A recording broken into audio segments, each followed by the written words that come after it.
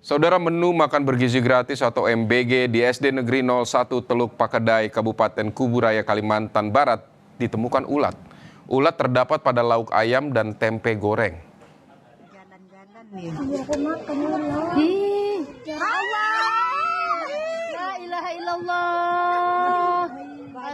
Pasca kejadian, Sekda Kuburaya Yusran Anizam yang juga Ketua Satgas MBG Kuburaya akan menyelidiki penyebab temuan ulat di menu MBG. Jika ditemukan unsur kelalaian atau kesengajaan, pemerintah daerah akan memberikan sanksi sesuai aturan yang berlaku. SPPG yang dinilai tak mampu menjalankan tugas dengan baik juga akan diganti.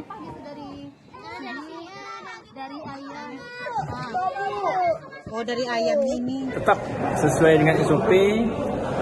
Ini akan dilakukan akan diselidiki permasalahan di mana, tentu salahnya di mana.